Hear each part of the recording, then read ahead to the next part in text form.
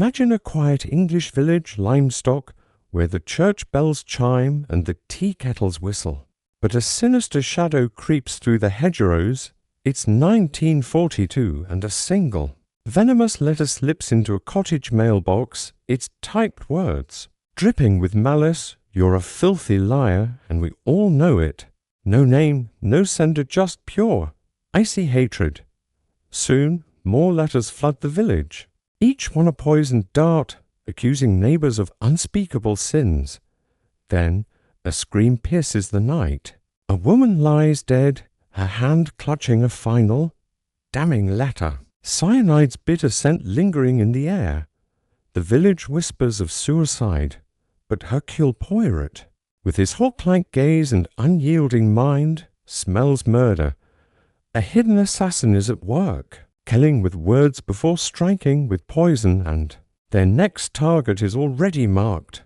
Can Poirot unravel this deadly web before the typewriter claims another soul? Welcome to Poirot's race against a hidden assassin in the moving finger. A mystery that'll clutch your heart like a cold hand in the dark. If you crave suspense that keeps you up at night, smash that like button and subscribe to join the Hunt. Lymstock, a quaint village tucked in the English countryside, seems untouched by the war's roar in 1942. Its cottages framed by roses and its lanes alive with gossip. But a sinister undercurrent flows beneath the surface, carried by anonymous letters that strike like vipers. Hercule Poirot, the meticulous Belgian detective, arrives at the request of Jerry Burton, a war-wounded pilot recovering in Lymstock, with his spirited sister, Joanna. Their cottage, Rosebank, is cozy but tainted by a typed letter accusing them of a scandalous affair. You're not siblings, you frauds. Jerry, leaning on his cane, hands the letter to Poirot, his face tight with anger. It's vicious nonsense, Monsieur Poirot, but it's got the whole village on edge. Joanna, her blonde curls bouncing, scoffs, but can't hide her unease. It's just a cruel joke, isn't it? Poirot's grey eyes, sharp as a blade, study the letter's cheap paper and smudged ink. Non, mademoiselle, he says, his voice smooth but grave. This is no joke. It is a calculated act, and the mind behind it is cold and cunning. The village is reeling from a flood of similar letters, each one a barbed arrow of lies. The vicar's wife is branded a gossip, the school teacher a drunk, the baker's daughter a thief. Suspicion festers, turning neighbors into strangers. Poirot, sipping tea in Rosebank's garden, observes the villagers with his piercing gaze. Mrs. Dane Calthrop, the vicar's wife, who speaks of a dark presence with unnerving certainty.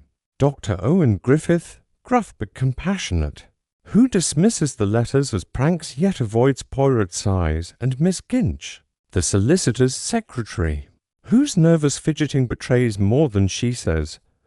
Poirot's little grey cells hum, noting the typewriter's uneven E and the letter's deliberate cruelty. These are not random. He tells Jerry, his mustache twitching. They are designed to sow chaos, to break spirits. But to what end? Jerry, his jaw-tight, ventures. Some petty grudge, a madman. Poirot's smile is faint, ominous. Non, monsieur. This is the work of a predator. The mystery deepens with a chilling tragedy. Mrs. Symmington, wife of the village solicitor, is found dead in her elegant drawing-room, a vial of cyanide beside her, a letter accusing her of adultery crumpled in her hand. The coroner rules it suicide, but Poirot's instincts scream otherwise. He visits the Symmington house, a stately home shadowed by grief, where Richard Symmington, the widower, is rigid with restraint, his young sons silent as ghosts. The housemaid, Agnes, whispers to Poirot that Mrs. Symmington was terrified after receiving the letter, her hands shaking as she locked her doors. Poirot examines the scene, the open window, the faint whiff of bitter almonds, the typewriter in the study with a ribbon to new for frequent use. This was murder, he tells Joanna privately, his voice low. The letter was the law, the poison the execution. Joanna's eyes widen, her voice a whisper. Someone killed her over a lie. Who could be so cruel? Poirot's gaze is distant, calculating. Someone who hides among us, mademoiselle. Wearing a mask of respectability, Poirot begins his investigation, his charm disarming as he questions the villagers. At the local tea shop, Elsie Holland, the Symmington children's governess, admits the letters have fractured Lymstock's trust. It's like a disease, she says, her hands trembling as she pours tea. Poirot notes a typewriter in the shop's office, its keys dusty but not unused. He also meets Megan Hunter, Mrs. Symmington's stepdaughter, a lanky girl with eyes that carry too much weight for her 20 years. Mother didn't take her own life, Megan insists, her voice fierce. She was afraid of someone, not just the letter. Poirot's interest sharpens. Megan's words hint at a secret, but fear keeps her guarded. Back at Rose Bank, Jerry shows Poirot a new letter, this one accusing Dr. Griffith of poisoning patients. It's getting worse, Jerry says, his voice tight. Poirot nods, his mind a whirlwind of connections. And with each letter, the assassin grows bolder and more reckless. The chapter closes with Poirot standing in Lymstock's churchyard, the evening mist weaving through the gravestones like a shroud. Mrs. Symmington's death is a warning, the first blood drawn by a killer who strikes from the shadows, the typewriters, uneven E, Megan's unspoken truth, the village's unraveling harmony, their pieces of a deadly puzzle. But the assassin's identity remains a ghost. The moving finger writes, Poirot murmurs, his voice soft but resolute. But Hercule Poirot, will seize that hand before it strikes again. In the distance, a figure lingers in the fog, watching, their silhouette vanishing as the church bell tolls a reminder that the killer is near, and their next move is coming. What's next in Chapter 2? Poirot follows the typewriter's trail, uncovering a hidden clue that points to an unlikely suspect in Lymstock's quiet streets. Can he outwit the assassin before another poison letter claims a life? Drop your theories in the comments and hit that like and subscribe button to catch the next twist in this chilling mystery. The fog in Lymstock clings to the gravestones, a ghostly veil that mirrors the unease settling over Hercule Poirot as he leaves the churchyard, the toll of the bell fading behind him. Mrs. Symmington's murder, disguised as suicide, is a chilling opening move, and the poison pen letters are the killer's weapon, each one a calculated strike to destabilize the village. Poirot's grey eyes, sharp as ever, fix on the typewriter's uneven E from the letter, a clue as subtle as a whisper but as telling as a scream. He knows the machine that typed these vicious notes is the key to unmasking the assassin, and Lymstock, with its small circle of typewriters, is a puzzle he can solve. Jerry Burton and his sister Joanna wait at Rose Bank, their faces tense as Poirot returns, the letter accusing Dr. Griffith of poisoning patients still clutched in Jerry's hand. Monsieur Poirot, Jerry says, his voice tight, these letters are tearing Lymstock apart. If Mrs. Symmington was murdered, who's next? Poirot's mustache twitches, his tone calm but resolute. The next victim is already chosen. Monsieur Burton, but so is the killer's mistake. We find the typewriter, we find the hand behind it.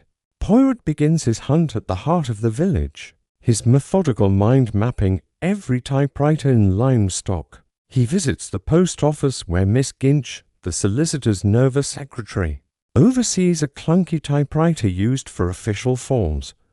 Her hands tremble as Poirot asks to see it, her eyes darting to the door. It's just for post. She stammers, but Poirot notes the machine's worn E-key, slightly misaligned. Merci, mademoiselle, he says, his smile disarming, but his mind logs the clue.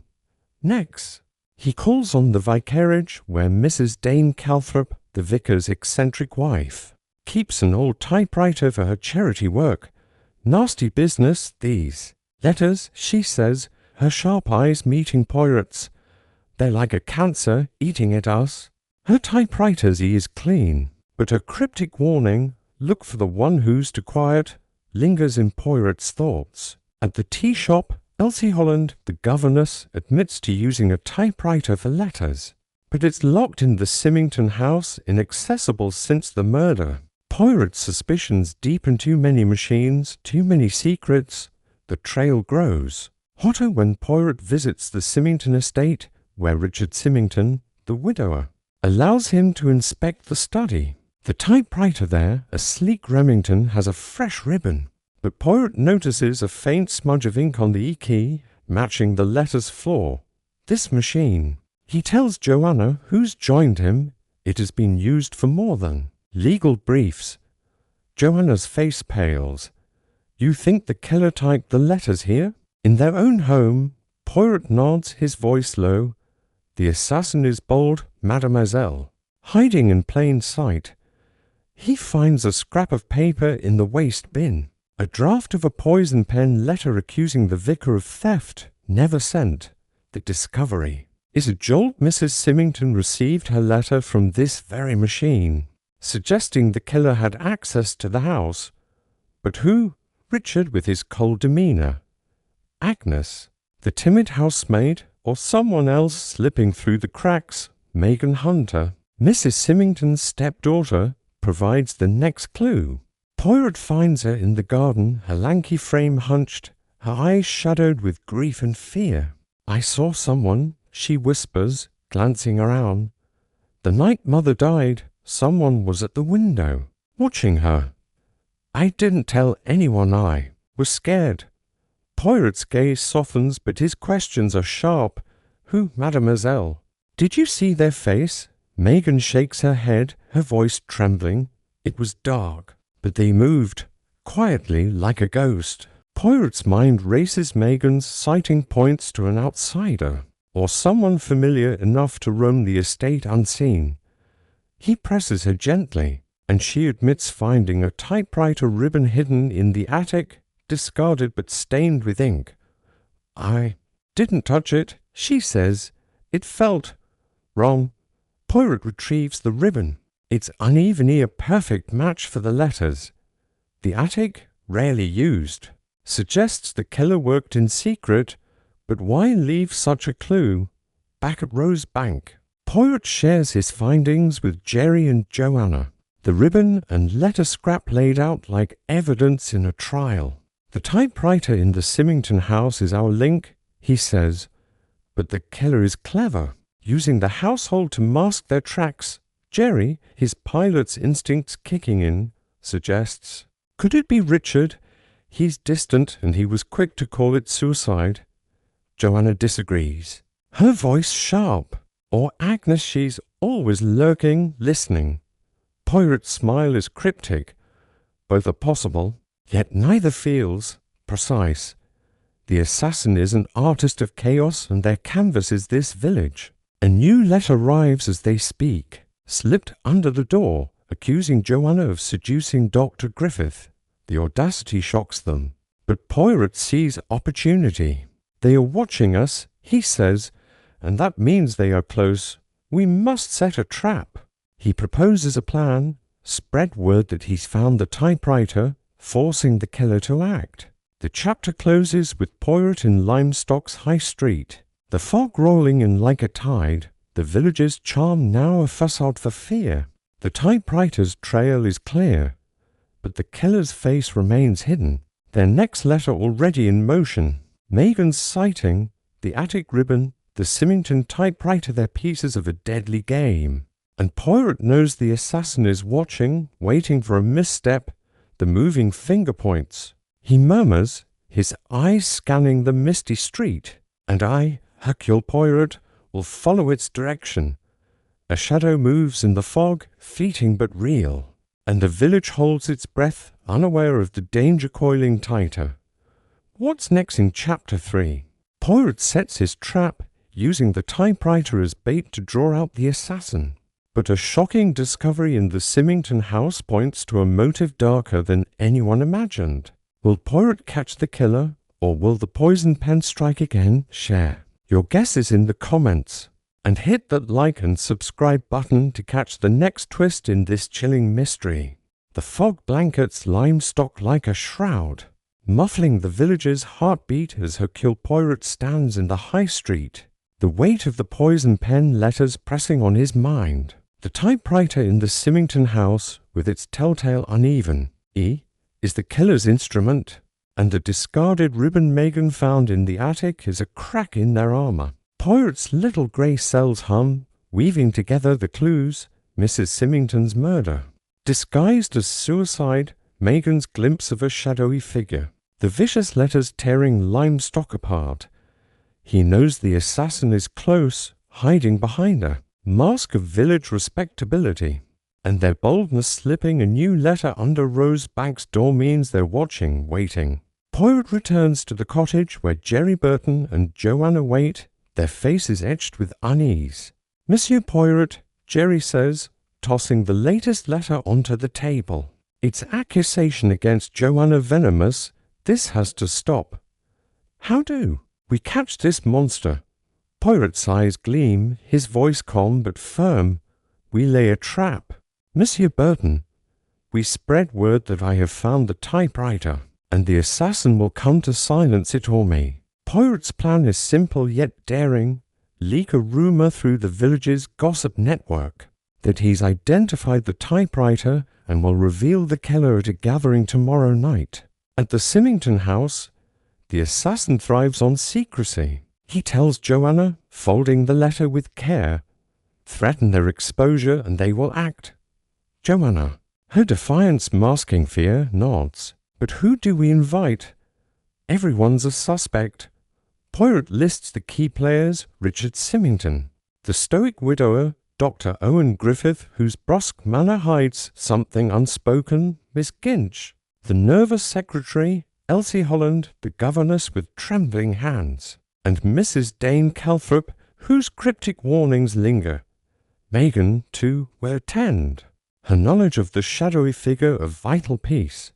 Poirot visits the tea shop to plant the rumour, chatting loudly with the postmistress about the typewriter's unique flaw. By evening, Lymstock buzzes with the news, and Poirot senses the killer's unease rippling through the fog dot to tighten the net. Poirot investigates the Symmington house further, returning with Jerry to search the attic where Megan found the ribbon. The space is dusty, its beams hung with cobwebs, but Poirot's sharp eyes spot a hidden panel behind the trunk. Inside is a bundle of papers, drafts of poison pen letters, their words vicious but incomplete, as if the killer practiced their craft. One draft accuses Agnes, the housemaid, of stealing, with a note scrawled in pencil, too risky to close. Poirot's mustache twitches.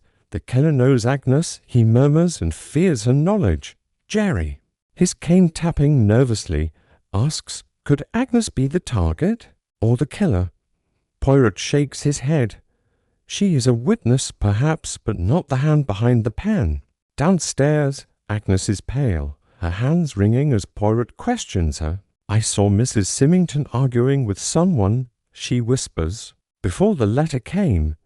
A man in the garden, but it was dark. Her voice falters, fear sealing her lips, but Poirot notes a glance toward the study where the typewriter sits. The trap takes shape as Poirot enlists Mrs. Dane Calthrop, whose knack for village secrets makes her a perfect ally. Spread the word, he instructs her, that Poirot knows the killer's identity. She nods, her eyes sharp. Be careful, Monsieur Poirot. This evil is cleverer than you think. By nightfall, the village is a tinderbox, every glance. Suspicious, every whisper a potential clue. Poirot returns to Rose Bank, where Joanna finds a new letter slipped under the door, accusing Jerry of murder. They're desperate, Poirot says, examining the uneven E. This is no longer about chaos, it's about survival. He prepares for the gathering, instructing Jerry to watch Richard Symmington closely and Joanna to stay near Megan. The assassin will be there, he says, and they will reveal themselves. The fog outside thickens and a distant scream brief cut off sends a chill through the cottage. Poirot's face hardens. We must hurry, Mzames. The moving finger is poised to strike. The chapter closes with Poirot in his room, the letters spread before him, the typewriter ribbon a silent witness. The gathering at the Symmington house looms, a chessboard where the killer must make their move. Agnes's fear, the attic drafts, the shadowy figure their pieces of a puzzle. But the assassin's face remains cloaked. Poirot adjusts his tie, his mind a steel trap. The killer thinks they control the game. He murmurs, but Hercule Poirot, will turn their move against them. In the fog, a shadow lingers near Rose Bank. A typewriter's clack echoing faintly, signalling that the assassin is closer than ever. The Symmington house glows faintly through the Lymstock fog, its windows casting a sickly light as Hercule Poirot, Jerry Burton, and Joanne arrive for the fateful gathering. The air is thick with tension, the village's whispers of Poirot's discovery having spread like wildfire. Inside, the drawing-room is a stage for suspicion. Richard Symmington stands by the fireplace, his face a mask of grief. Dr. Owen Griffith sips whiskey. His eyes guarded, Miss Ginch fidgets with her gloves, her nerves raw. Elsie Holland hovers near the Symmington boys, her smile strained. And Mrs. Dane Calthrop watches with hawk-like intensity. Megan Hunter sits apart, her haunted eyes locked on Poirot, as if sensing the storm about to break. Poirot, impeccable in his suit, steps forward, his voice smooth but commanding. Mzames, he begins. Holding up the typewriter ribbon, this is the key to a murder. The poison pen letters are no prank, they are the work of an assassin, and tonight they are among us. The room stills, every face a potential mask for a killer. Poirot paces, his words deliberate, designed to provoke. Mrs. Symmington was not a suicide, he declares, but a victim, lured by a letter typed on a machine in this very house. Richard's jaw tightens, but he says nothing. Poirot holds up the ribbon, its ink stained a silent accusation. This ribbon, found in your attic, matches the letters. Someone here had access, someone close. Miss Ginch gasps, her hands trembling, while Griffith scoffs, you're fishing, Poirot. But Poirot's eyes lock on Agnes, the housemaid who lingers by the door, her face pale. Mademoiselle Agnes, he says gently, you saw something the night Mrs. Symmington died. Speak, or the killer will strike again. Agnes hesitates, then blurts, it was a man in the garden talking to her. I didn't see his face, but he was angry. Before she can say more, a crash echoes from the study. The typewriter toppled to the floor. Poirot and Jerry rush to the study, finding the Remington overturned, its ribbon missing. Footprints in the dust lead to an open window, the fog swallowing any trace of the intruder. They were here, Poirot says, his voice sharp. They heard our plan and moved to cover their tracks. Back in the drawing room, suspicion fractures the group. Richard accuses Griffith of sneaking around, while Elsie defends him, her voice shaky. Megan, trembling, whispers to Poirot, I heard the typewriter last night, in the attic again. Poirot's mind races. The killer is desperate, destroying evidence, but their boldness betrays them. He questions Richard about the study's access, learning only family and staff use it. And you, Monsieur Symmington, Poirot presses. Where were you the night your wife died? Richard's eyes darken. In my office, working late. But his alibi is thin, and Poirot notes a faint ink stain on his cuff, matching the typewriter's ribbon dot to tighten the trap. Poirot stages a bold move. He announces he's sending the ribbon to Scotland Yard for analysis, knowing the killer will act to stop it. He slips a decoy ribbon into his pocket, keeping the real one hidden, and asks Mrs. Dane Calthrop to watch the guests' reactions. Someone flinched, she whispers later, but I couldn't tell who. As the gathering disperses, Poirot lingers, noticing a shadow outside a figure fleeting in the fog. He and Jerry follow, the trail leading to the churchyard, where a fresh letter lies on Mrs. Symmington's grave, accusing Poirot himself of fraud. "They're taunting us," Jerry growls, but Poirot's smile is cold. "None, they are afraid. This letter is their last mistake." The uneven E confirms it's from the same typewriter, but the paper is different thicker. From the solicitor's office, pointing to Miss Ginch or Richard. The chapter closes with Poirot back at Rose Bank, the fog pressing against the windows like a living thing. The killer's desperation is palpable. Their trail narrowing to the Symmington house. Agnes is citing the stolen ribbon. The letter on the grave then moves in a deadly chess game, and Poirot is one step from checkmate. The assassin is cornered, he murmurs, his eyes on the ribbon. But a cornered beast is most dangerous. A faint clack of a typewriter echoes in the distance, a chilling reminder that the killer is still writing, still killing. What's next in Chapter 5? Poirot tightens his trap, using the decoy ribbon to lure the assassin into a fatal mistake. But a shocking betrayal in the Symmington house reveals a motive darker than murder. Will Poirot unmask the killer before the poison pen strikes again? Share your theories in the comments and hit that like and subscribe button to catch the next twist in this chilling mystery. The fog over Lymstock thickens, curling around the village like a noose as Hercule Poirot sits in Rose Bank's dimly lit parlour. The typewriter ribbon and the latest poison pen letter of vicious accusation against him spread out on the table. The killer's audacity in leaving a letter on Mrs. Symmington's grave, combined with the stolen ribbon from the Symmington study, signals desperation. A crack in their carefully woven web. Poirot's grey eyes gleam with purpose, his moustache twitching as he pieces together the clues.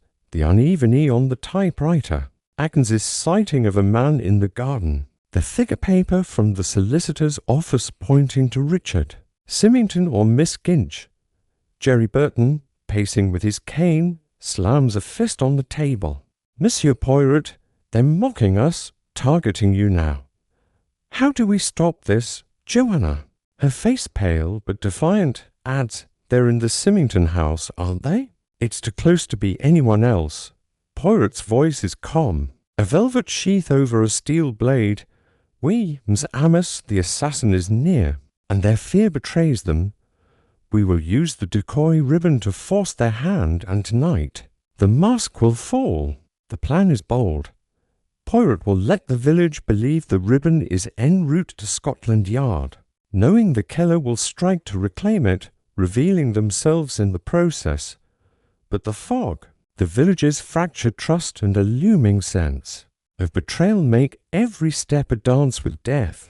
Poirot begins by spreading the rumour through Mrs. Dane Calthorpe, whose knack for gossip is unmatched.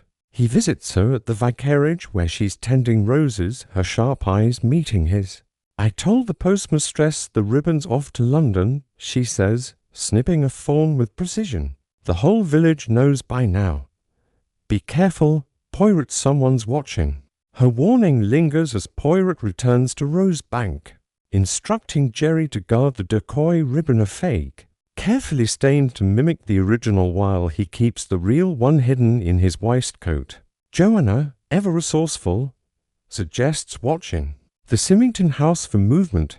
If the killer's there, they'll try to get the ribbon tonight, she says. Poirot nods, his mind racing through suspects. Richard, whose ink-stained cuff and weak alibi raise questions. Miss Ginch, whose nervous demeanour hides something deeper, or perhaps Elsie Holland, the governess whose trembling hands and proximity to the typewriter make her less innocent than she seems. But Agnes's words about a man in the garden gnaw at him, a figure yet to be identified. To tighten the trap, Poirot visits the Symmington estate under the guise of condolence, his real aim to probe deeper. Richard Symmington greets him coldly, his eyes shadowed by grief or guilt. "You're stirring up trouble, Poirot," he says, pouring brandy with an unsteady hand. My wife's death was a tragedy, not a conspiracy. Poirot's smile is polite but piercing, and yet, monsieur, the typewriter in your study tells a different story. He notices a locked drawer in the desk, its key missing, and a faint scratch mark suggesting recent tampering. Upstairs, Megan Hunter lingers. In the hallway, her lanky frame tense. I heard it again, she whispers, pulling Poirot aside. The typewriter in the attic, last night. Someone was typing, but the house was empty. Her words send a chill through Poirot. Either the killer is brazen, or someone in the household is complicit. He searches the attic again, finding a hidden nook with a single sheet of paper, typed with the uneven E, stop Poirot, or the girl dies. The girl could be Megan, Joanna, or even Elsie. But the threat is clear. The killer knows Poirot's moves.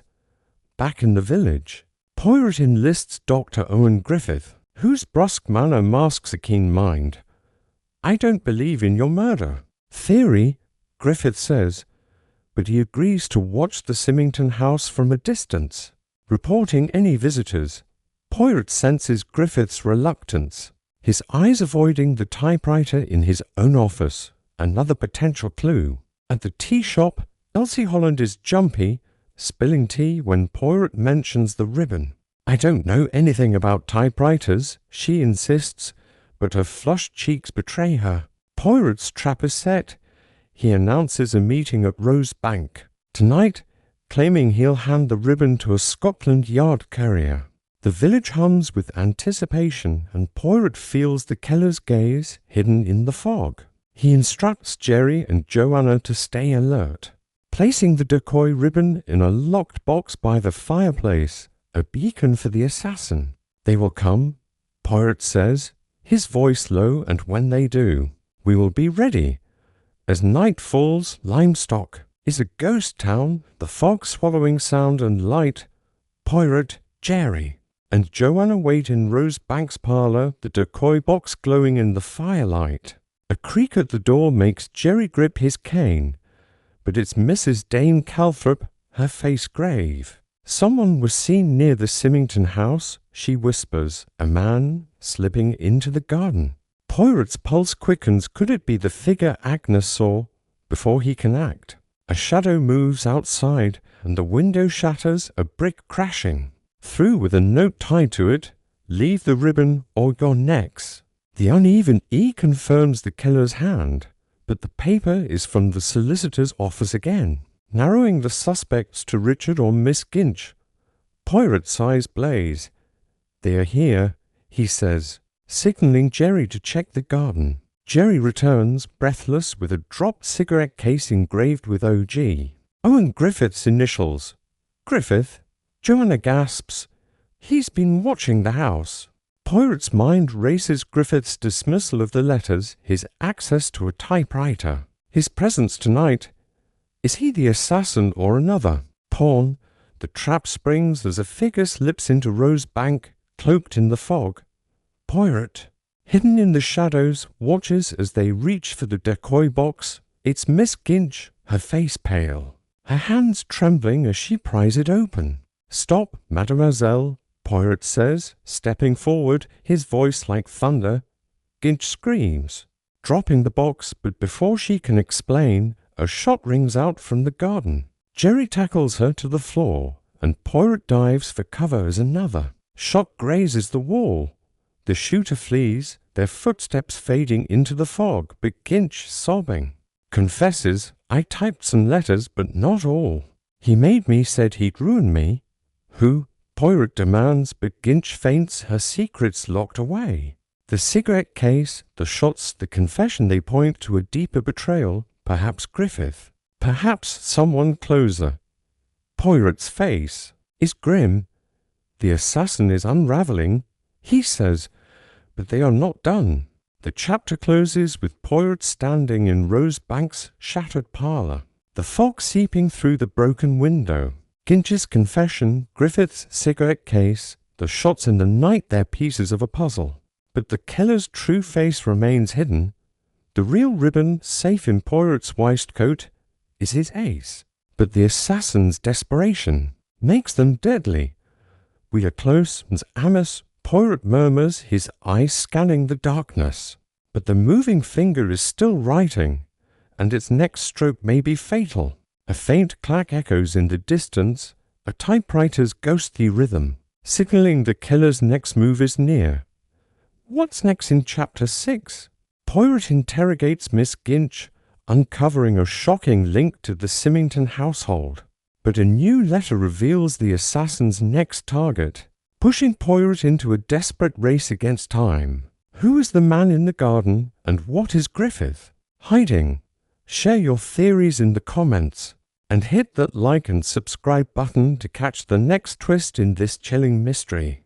The fog swirls through Rosebank's shattered parlour, the broken window letting in a chill that matches the tension in the air. Hercule Poirot stands over Miss Ginch, who lies trembling on the floor, her confession hanging like a guillotine. She typed some of the poison pen letters, coerced by a mysterious he who threatened to destroy her.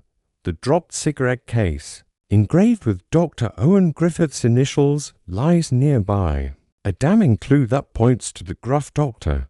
But Poirot's grey cells warn him the puzzle is far from complete. Jerry Burton, his king gripped tightly, helps Miss Ginch to a chair, his face a mix of anger and pity. "Who forced you, Miss Ginch?" he demands, but her sobs drown her words. Joanna, her eyes blazing, holds the latest letter its threat against Poirot written with the same uneven E, and whispers she's terrified. But she's not the killer, is she? Poirot's mustache twitches, his voice calm but piercing. "Non, mademoiselle, she is a pawn." But the hand moving her is close, very close.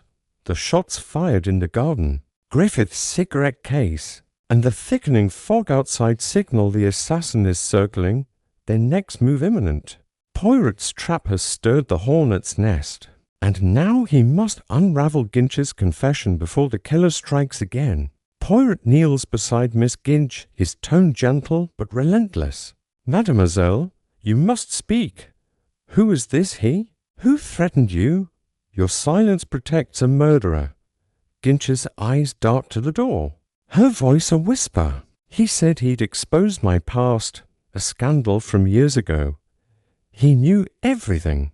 She admits to typing letters in the Symmington attic using the Remington, but swears she didn't write the one that drove Mrs. Symmington to her death. "He brought me the words," she says, "and watched me type. I never saw his face, but he was cold, like he enjoyed it." Poirot's mind races Ginch's he could be Richard Symmington, with his ink-stained cuff and access to the typewriter, or Dr. Griffith, whose cigarette case places him at the scene. But Agnes's sighting of a man in the garden and Megan's whisper of a late-night typist suggest a third player, someone moving unseen. Poirot pockets the cigarette case, its weight a question mark, and instructs Joanna to fetch Mrs. Dane. Calthorpe for support. "We need eyes in the village," he says, and she sees what others miss. To press the advantage, Poirot visits Dr. Griffith at his modest surgery, where the doctor is bandaging a child's scraped knee, his manner brusque but kind.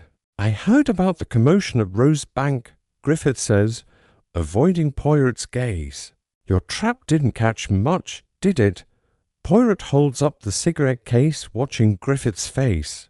"This was found in the garden, doctor." "Care?" To explain, Griffith's jaw tightens, but he shrugs. "I lost it weeks ago.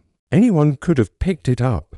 His denial is too quick, and Poirot notes a typewriter on his desk, its e-key slightly worn. "You dismiss the letters as pranks," Poirot presses, "yet they led to murder. What do you know?" Griffith's eyes flicker, but he insists. He's innocent, claiming he was at a patient's house the night of the shooting. Poirot leaves, unconvinced, his mind logging Griffith's evasiveness as a clue, not proof. The doctor's alibi needs checking, and Poirot sends Jerry to verify it with the patient. A farmer on Lymstock's outskirts. Back at the Symmington house, Poirot seeks Agnes, the housemaid, whose fear of the man in the garden holds a key. He finds her in the kitchen, her hands trembling as she peels potatoes. Mademoiselle Agnes. Poirot says softly, "You saw this man. Was he tall, short, familiar?" Agnes's voice is barely audible. "Tall, I think, and his coat was dark, like Mr. Symmington's. But it wasn't him. I'd know his walk." Her words narrow the suspect pool, ruling out Richard's distinctive stride but leaving Griffith or an unknown. Poirot notices a bruise on her wrist, fresh and finger-shaped. "Who did this?" he asks. Agnes flinches, mumbling about a fall, but her eyes betray terror. Poirot suspects she's been threatened, perhaps by the same he who coerced Ginch. Before he can press further, Megan bursts in, her face pale. "Another letter," she says, thrusting it at Poirot. It accuses Agnes of spying with a chilling postscript. The moving finger points to you. The uneven E confirms the typewriter, and Poirot's blood runs cold. Agnes is the next target. Poirot acts swiftly, moving Agnes to Rosebank for safety, where Joanna and Mrs. Dane Calthorpe guard her. He examines the new letter, noting its paper matches the solicitor's stock, tightening the link to Richard or Ginch. But the bruise on Agnes's wrist and her vague description of the man suggest a physical presence, someone bold enough to confront her. Poirot revisits the attic, finding a hidden compartment with a single key. Engraved with a tiny OG, Griffith's initials again, the key unlocks a locked box in the study, revealing a vial of cyanide, identical to the one found with Mrs. Symmington. "Mon Dieu," Poirot murmurs. The killer planned another suicide. He confronts Richard Symmington, who denies knowledge of the vial, his face ashen. "Someone's framing me," he insists, but his ink-stained cuff and the typewriter's proximity make his denial shaky.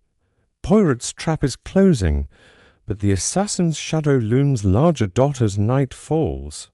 Poirot gathers his allies Jerry, Joanna, and Mrs. Dane Calthorpe at Rosebank, planning to protect Agnes and lure the killer. He plants a false rumor that Agnes will reveal the man's identity to Scotland Yard tomorrow, hoping to force the assassin's hand. The fog outside is a suffocating blanket, and a faint clack of a typewriter echoes from the village, chilling Poirot's spine. Suddenly, a scream pierces the night. Agnes, in the garden, collapses, a knife in her side. Jerry rushes to her, finding her alive but bleeding, whispering, "He was here." In the fog, Poirot's eyes blaze as he scans the darkness, spotting a figure fleeing a tall man, his coat flapping. The chapter ends with Poirot kneeling beside Agnes, her blood staining the grass, the cigarette case and vial in his pocket heavy with meaning. The assassin is desperate, he says, his voice steel, but their desperation will unmask them. The fog swallows the figure's trail, but Poirot knows the game is nearing its end. What's next in Chapter 7? Poirot races to save Agnes and follows the fleeing figure's trail, uncovering a shocking connection between the killer and Lymstock's heart. Will he catch the assassin before the poison pen writes its final letter? Share your theories in the comments and hit that like and subscribe button to catch the next twist in this chilling mystery. The fog blankets Lymstock like a living veil, its ghostly tendrils curling through Rosebank's garden where Agnes, the Symmington housemaid, lies crumpled on the damp grass, a knife buried in her side. Her scream still echoes in the night, a chilling note that sets Hercule Poirot's nerves on edge as he kneels beside her, his usually pristine suit now stained with mud and blood. The faint clack of a typewriter, heard moments before the attack, lingers in his mind like a taunt from the hidden assassin. Jerry Burton, his face pale as moonlight, presses a cloth to Agnes's wound, his hands trembling despite his pilot's training. "She's alive, Poirot," he says, his voice tight with urgency, "but she's losing blood fast." Joanna, sprinting back from fetching Dr. Owen Griffith, gasps at the sight, her defiance crumbling into fear. Mrs. Dane Calthrop, the vicar's eccentric wife, stands vigil, her sharp eyes scanning the fog for the tall, dark-coated figure Agnes described before collapsing. Poirot's grey cells race, weaving together the clues, Miss Ginger's confession of typing letters under coercion, the cigarette case with Griffith's initials, the cyanide vial in the Symmington study, and now this brutal attack. This is no longer a game of words, Poirot murmurs, his voice low but resolute. The assassin has drawn blood, and in their haste they have left a trail. The fog swirls, hiding the killer, but Poirot knows the knife is their first true mistake, and he will seize it. Agnes's shallow breaths are a ticking clock as Poirot questions her, his tone gentle but insistent. Mademoiselle Agnes, you saw the man who did this. His voice, his manner tell me what you know. Her eyes flutter, pain clouding her words, but she manages a whisper. Tall. His coat was long, dark. His voice was sharp, not like Mr. Symmington's. He said I'd seen too much, that I'd ruin everything. Her description echoes the shadowy figure she saw in the garden the night Mrs. Symmington died. But the voice cultured, commanding rules out Richard Symmington's. Softer cadence. Poirot's mind flashes to Dr. Owen Griffith, whose cigarette case was found at Rosebank during the earlier attack.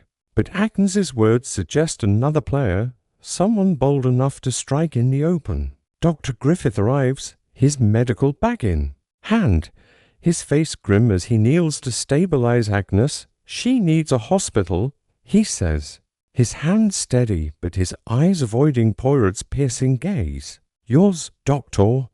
Poirot asks, holding up the cigarette case. Its engraved OG glinting in the lantern light. Griffith's jaw clenches. I told you. I lost it weeks ago. You're chasing shadows, Poirot. His denial is sharp, but Poirot notes a faint tremor in his voice, a crack in his brusque facade. With Agnes rushed to the village hospital, Poirot turns to the scene, examining the knife-a-plane kitchen blade, its handle worn, likely from the Symmington house. The fog has swallowed the attacker's tracks, but a dropped handkerchief lies nearby, its fabric cheap but scented with expensive cologne, a contradiction that intrigues Poirot. This is no gardener's scent, he murmurs, pocketing it. He recalls the ledger found in the Symmington study, listing payments to OG for services, and a note Megan discovered, luring Mrs. Symmington to a fatal meeting in the churchyard. The pieces point to Griffith, but the cologne and Agnes's description of a cultured voice suggest a more refined figure, someone moving through Lymstock's elite circles. Poirot returns to Rosebank, where Joanna and Mrs. Dane Calthrop wait. Their faces tense. Agnes will live, Poirot says, but the killer meant to silence her. She saw something, perhaps the man who argued with Mrs. Symmington. Joanna's eyes widen. You think it's Griffith? That cigarette case? Poirot's smile is cryptic. A clue, oui, but too obvious. The assassin is cleverer than that. To tighten the net, Poirot revisits the Symmington estate, slipping, in under the guise of checking on the family. Richard Symmington is in his study, a brandy glass in hand, his face haggard. You're stirring up ghosts, Poirot, he says, his voice edged with anger. My wife's death was a tragedy, not your conspiracy. Poirot's eyes linger on the typewriter, its ribbon replaced but the uneven E still visible in a discarded draft. And yet, monsieur, this machine wrote a death sentence, he says, pointing to an ink stain on Richard's cuff. Who had access? Richard admits only he. Elsie Holland and Agnes used the study, but Poirot notices a locked drawer, its key on Richard's chain, matching the box where the cyanide vial was found. You kept secrets, Poirot says, his tone sharp, and someone used them to kill. Richard's silence is heavy, but Poirot senses he's a pawn, not the mastermind. Upstairs, Megan Hunter lingers, her lanky frame tense as she hands Poirot a new clue, a A torn photograph from her mother's room, showing Mrs. Symmington with a man whose face is scratched out, a faint OG. Scrawled on the back, "She was scared of him," Megan whispers. "I think he was here in the house." Poirot's investigation deepens as he questions Elsie Holland, the governess at the tea shop. Her hands tremble as she pours tea, her eyes darting when Poirot mentions the cologne.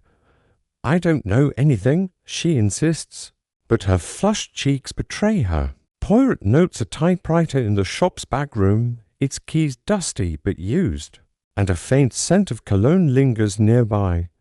"You were close to Mrs. Symmington," he says gently. "Did she confide in you?" Elsie shakes her head, but her voice cracks. "She was nervous, always locking doors after the letters started." Poirot's mind races. Elsie's fear, like Agnes's, suggests she's been threatened, perhaps by the same man. He visits Mrs. Dane Calthorpe, whose cryptic insights have guided him before.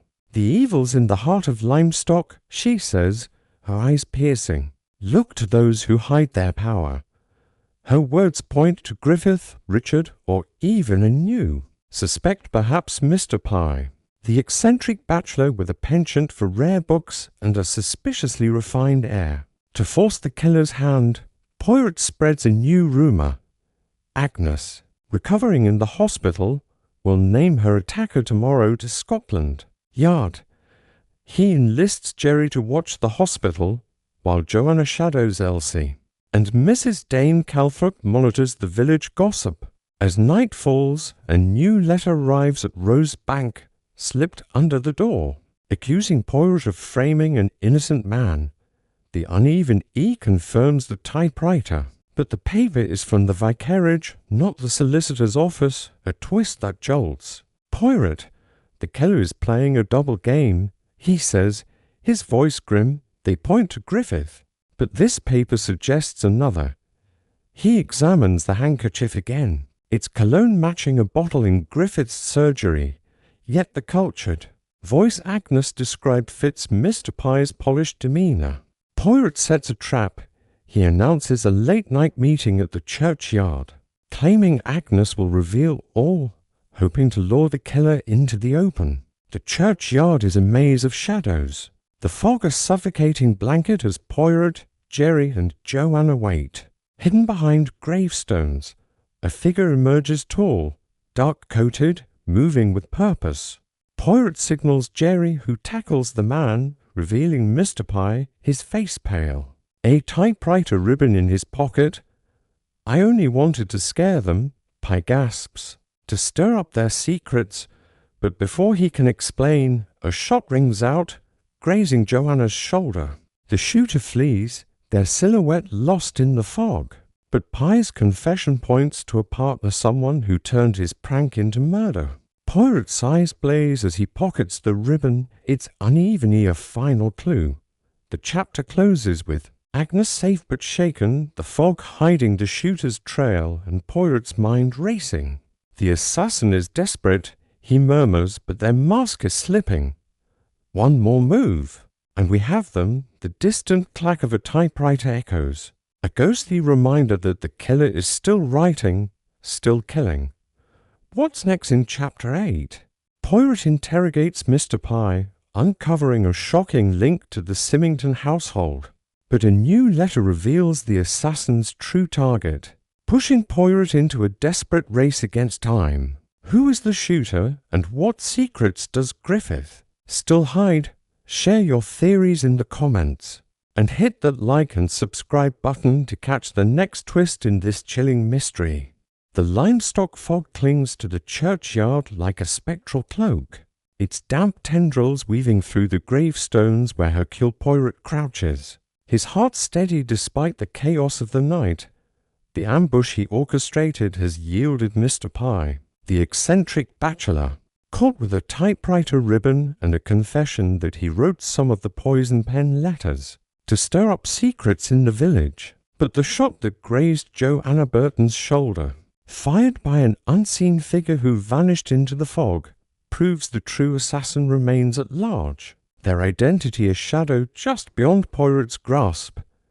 Jerry Burton, his arm bandaged from Anne, earlier wound, helps Joanna to her feet, her face pale but defiant as she clutches the wound.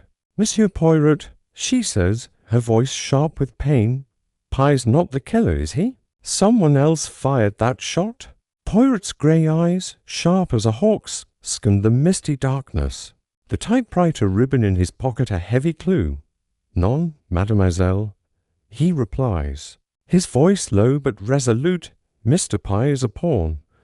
But the hand moving him is close. The assassin is watching, and we must strike before they do." The fog muffles the village, but the distant clack of a typewriter echoes, a chilling reminder that the killer's pen is still poised to kill. Poirot escorts Mr. Pye to the vicarage, where Mrs. Dame Calthrop, her eyes piercing, brews tea with a calm that belies the night's violence. Pye, his polished demeanour cracked, sits trembling, his hands wringing as Poirot begins his interrogation. "Monsieur Pye," Poirot says, his tone smooth but unyielding, "you admit to writing letters, but not the one that killed Mrs. Symmington. Who ordered you to stir this chaos?" Pye's eyes dart, his voice a whisper. "He came to me months ago, said the village was hiding sins. He gave me names, words to write. I thought it was a game exposing hypocrites." Poirot's moustache twitches, and his name, monsieur. Pye shakes his head, fear etching his face. He never showed his face, but his voice cultured, cold. "He knew my debts, threatened to ruin me." The description matches Agnes's account of the man in the garden, but not Dr. Owen Griffith's gruff tone or Richard Symmington's softer cadence. Poirot produces the ribbon. It's unevenly a silent accusation. "This came from the Symmington typewriter," he says. "Did you use it?" Pye nods, admitting he snuck into the attic, but swears he didn't kill. "He did," Pye whispers. "He poisoned her." To unravel the mystery, Poirot revisits the Symmington house, where the typewriter remains a ghostly witness. The study is dark, its air heavy with the scent of polish and ink. But Poirot notices a faint scratch on the floor, revealing a hidden compartment. Inside is a bundle of letters drafts never sent, accusing villagers of petty crimes, all typed with the uneven E. One mentions Elsie Holland, the governess, with a note scrawled in pencil, "To dangerous." To close, Poirot's mind races Elsie, always trembling, always near the typewriter. Could be a victim or a conspirator. He questions her in the drawing room where she's tending the Symmington boys, her hands shaking as she pours milk. "Mademoiselle Holland," Poirot says gently, "you knew Mrs. Symmington was afraid. Did she name her tormentor?" Elsie's eyes well up. "She said someone was watching her, always watching. She locked her doors, but the letters kept coming." Poirot notes a faint scent of cologne on her shawl, matching the handkerchief from the garden, but her fear seems genuine. "Did you ever use the typewriter?" he asks. Elsie flinches, denying it, but her eyes dart to the study door. Poirot's trap tightens as he spreads a new rumor. The police have found fingerprints on the typewriter ribbon linking it to the killer. He enlists Mrs. Dame Calthrop to whisper this to the postmistress, knowing it will reach the assassin. Back at Rosebank, Jerry and Joanna, now bandaged but resolute, guard a decoy ribbon while Poirot keeps the real one hidden. A new letter arrives, slipped through the window, accusing Megan Hunter of hiding evidence of her mother's murder. The paper is from the solicitor's office, but the uneven E confirms the Symmington typewriter. They're targeting Megan now, Jerry says, his voice tight. Poirot nods, his mind on Elsie's cologne and Pye's mysteriously. He visits Megan at the vicarage, where she's under Mrs. Dame Calthrop's protection. "I saw him again," Megan whispers, her eyes haunted. "Last night, outside my window, a tall man. Dark coat. He was typing, I swear."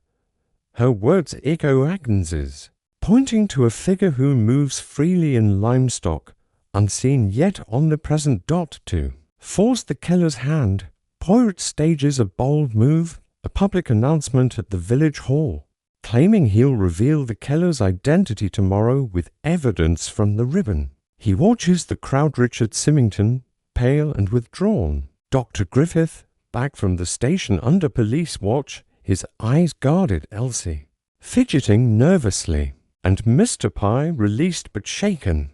Mrs. Dane Calthrop's cryptic smile unsettles Poirot. She knows more than she says. As the meeting ends, a figure slips out, tall and dark-coated, disappearing into the fog.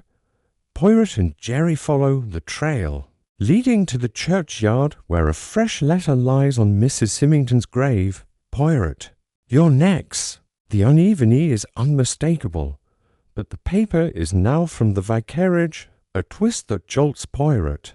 The killer is playing a double game, he says, his voice grim. They point to Griffith, to Symmington, but this paper suggests another. He finds a dropped pen engraved with R.S., Richard Symmington's initials, near the grave. A clue too convenient to trust. The chapter closes with Poirot in Rosebank's parlour, the fog pressing against the windows like a living thing. The letters, the cologne, Pye's confession, and the churchyard ambush form a deadly puzzle. But the assassin's face remains hidden. Poirot examines the pen, its ink matching the typewriter's ribbon, and recalls Elsie's trembling hands, Griffith's evasiveness, and Mrs. Dane Calthrop's knowing smile. The killer is desperate. He murmurs, his eyes on the decoy ribbon, but their desperation will be their undoing. A shadow moves outside, a faint clack of a typewriter, echoing in the night, signaling the assassin is closer than ever, their next strike imminent. What's next in Chapter 9? Poirot sets a final trap, using the decoy ribbon and Megan as bait to lure the assassin into the open. But a shocking revelation in the Symmington house points to a motive darker than murder. Who is the tall man in the fog, and what secrets does Mrs. Dane Calthrop hide? Share your theories in the comments, and hit that like and subscribe button to catch the next twist in this chilling mystery. The fog over Lymstock is a suffocating veil, its ghostly tendrils pressing against Rosebank's windows as Hercule Poirot stands in the parlour, the latest poison pen letter threatening his own life clutched in his hand. The churchyard ambush has left Mr. Pye exposed as a coerced letter writer, but the shooter who grazed Joanna Burton's shoulder remains a shadow, their cultured voice and dark coat haunting Poirot's thoughts. The clues pile up like gravestones, the typewriter's uneven E, the cologne-scented handkerchief, the pen with Richard Symmington's initials, and the vicarage paper used in the latest letter, pointing to a conspiracy deeper than Poirot anticipated. Jerry Burton, his arm still in a sling, paces the room, his face etched with frustration. Monsieur Poirot, Pye's not the killer and Griffith's too obvious. Who's pulling the strings? Joanna, her shoulder bandaged, adds. And that vicarage paper, could Mrs. Dane Calthrop be involved? Poirot's grey eyes gleam, his moustache twitching as he adjusts his tie. The assassin weaves a clever web, Zamis, but every thread leads back to the Symmington house.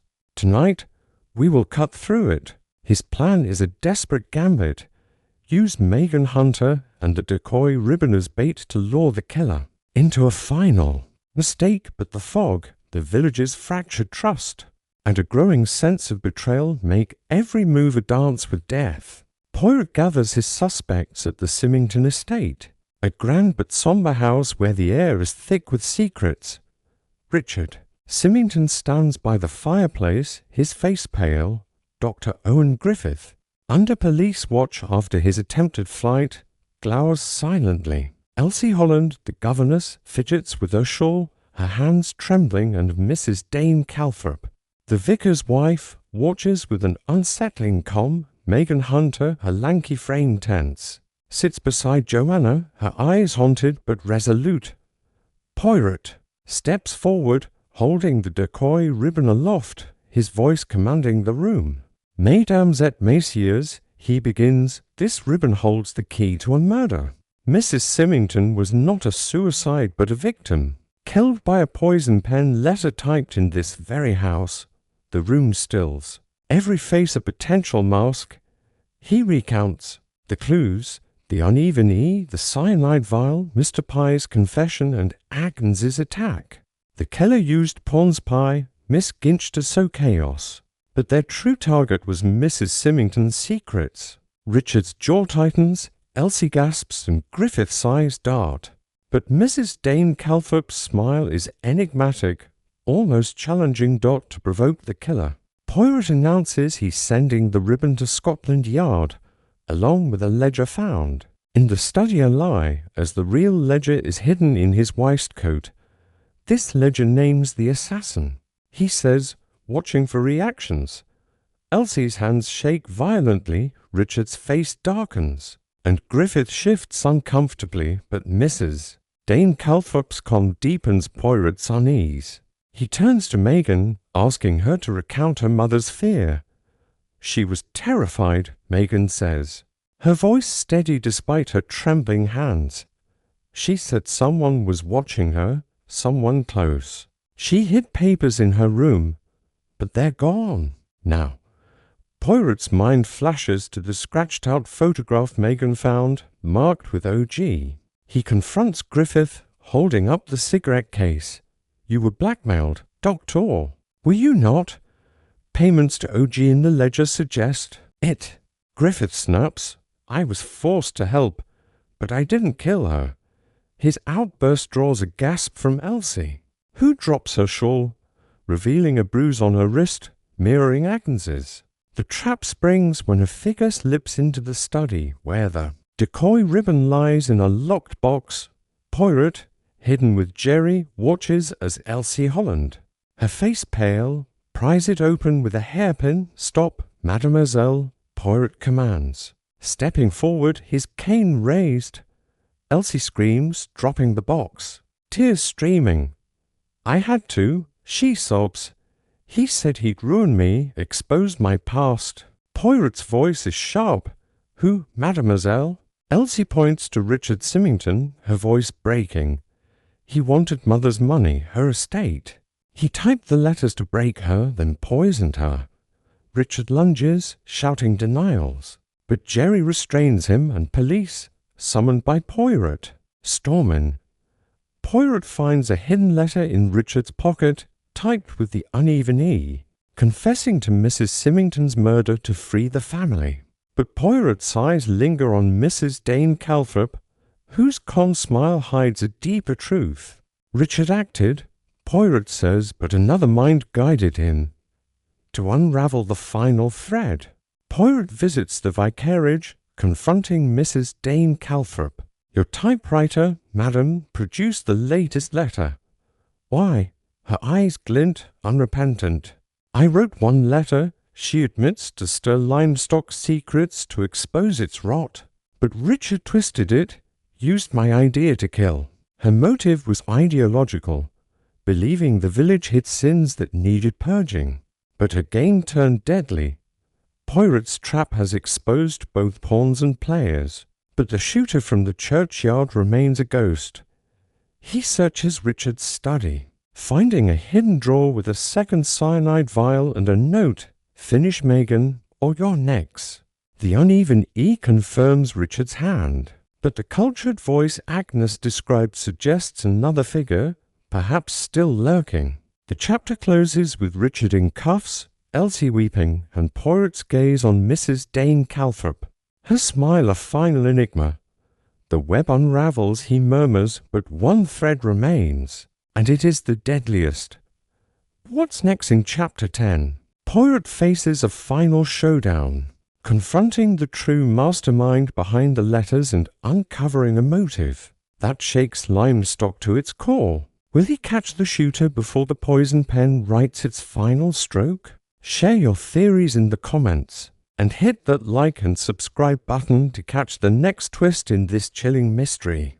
The fog over Lymstock begins to lift, revealing the village's quiet streets in a pale dawn light. but the chill of betrayal clings to the air like a lingering spectre. Hercule Poirot stands in the Symmington drawing room where Richard Symmington sits in handcuffs, his face a mask of defiance and despair after Elsie Holland's tearful accusation that he orchestrated his wife's murder for her fortune. Mrs. Dane Calthrop's confession to starting the poison pen letters to expose Lymstock's sins has unravelled part of the web, but Poirot's grey cells hum with unease. The shooter from the churchyard ambush, the cultured voice Agnes described, and the note threatening Megan Hunter suggest a deeper mastermind, one who turned Mrs. Dane Calthrop's ideological game into a deadly conspiracy. Jerry Burton, his arm bandaged from the earlier graze, watches Poirot with a mix of awe and frustration. Monsieur Poirot, Richard's guilty, Elsie's confessed, and Mrs. Dane Calthrop admitted to the letters. Is it over? Joanna, her shoulders still sore, adds, but who shot at us? Who attacked Agnes? Poirot's mustache twitches, his eyes sharp as a blade. Non zames. The assassin's heart remains hidden. Richard was a tool, Mrs. Dane Calthrop a spark, but another hand guided the poison pen to murder. Tonight, we end this. His final trap is a desperate gambit. Confront the true killer in Lymstock's heart, using Megan as bait to draw them into the open. But the fog's fading veil and the village's fractured trust make this his most dangerous move yet. Poirot gathers his allies Jerry, Joanna and Megan at Rose Bank, where the decoy ribbon and ledger remain his aces. He examines the latest clues, the note threatening Megan, typed with the uneven E on vicarage paper, the cologne-scented handkerchief from the garden, and the pen with Richard's initials too convenient to trust. Mrs. Dane Calthrop's admission that she wrote one letter to stir the village points to a moral crusade. But her calm smile during the confrontation unsettles Poirot. She knows more. He tells Jerry, or she protects someone. He recalls Agnes's description of the attacker's voice cultured, commanding, and the faint cologne on Elsie's shawl, matching the handkerchief. But Elsie's fear seemed genuine, and Richard's greed, while motive enough for murder, lacks the cunning of the letter's mastermind. Poirot's mind flashes to Dr. Owen Griffith, whose cigarette case, payments in the ledger, and attempted flight make him a suspect. Yet his denials ring with a desperate truth. The killer hides behind pawns, Poirot murmurs, and we must strip them bare. To force the assassin's hand, Poirot stages a final confrontation at the village hall, spreading word that Megan will reveal her mother's hidden evidence papers she claims to have found tonight. He instructs Megan to carry a decoy ledger, while he keeps the real one hidden and stations Jerry and Joanna as lookouts. Mrs. Dane Calthrop agrees to watch the crowd, her sharp eyes a vital asset. Be careful, Poirot, she warns, her voice low. The evil here runs deeper than you think. The hall fills with villagers, their faces tense, Elsie Holland, her hands trembling. Dr. Griffith, under police guard, his eyes guarded, and Mr. Pye, released but shaken, his confession still fresh. Poirot steps to the podium, his voice resonant. Mesdames et messieurs, the poison pen letters were a weapon, wielded to destroy Mrs. Symmington and silence Agnes. Tonight, Mademoiselle Hunter will name the killer. Megan, her lanky frame steady, holds up the decoy ledger, her voice clear. My mother found proof of blackmail hidden in this village. The killer wanted it buried. The trap springs as a figure slips through the hall's side door, cloaked, in a dark coat, a knife glinting in their hand. Poirot signals Jerry, who tackles the figure, revealing not Griffith, but Mr. Symmington's clerk, Mr. Thomas, a quiet man overlooked by all. I had to stop her. Thomas cries, his cultured voice matching Agnes's description. She was going to ruin everything. Poirot's eyes blaze as he steps forward, holding the real ledger. You, Monsieur Thomas, were the true hand behind the letters. You used Mrs. Dane Calthrop's idea, Richard's greed and Pye's debts, to weave a web of murder. Thomas's face twists, his knife raised, but police restrain him. He confesses a blackmail scheme run from the solicitor's office was threatened by Mrs. Symmington's discovery of his ledger. He typed the letters to break her, then poisoned her, framing it as suicide, and attacked Agnes to silence her. Witness, the cologne, the cigarette case, the pen, all were planted to point to Griffith and Richard. His pawns. Poirot reveals the final twist. Mrs. Dane Calthrop's single letter sparked Thomas's plan, but her silence protected him, believing he'd exposed Lymstock's corruption. You miscalculated, madam, Poirot says, his voice cold. She nods, unrepentant. I wanted truth, not death. Megan, safe now, vows to rebuild, her courage a light in the village's darkness. The chapter closes with Poirot in the churchyard. The fog gone, the typewriter silent. The moving finger has stopped. He murmurs, his eyes on the dawn, but its scars will linger. Lymstock begins to heal, but the truth leaves a shadow, a reminder of secrets buried in plain sight. Thanks for joining Poirot's race against a hidden assassin. Who did you suspect? Drop your thoughts in the comments, hit that like button, and subscribe for more mysteries that grip your soul.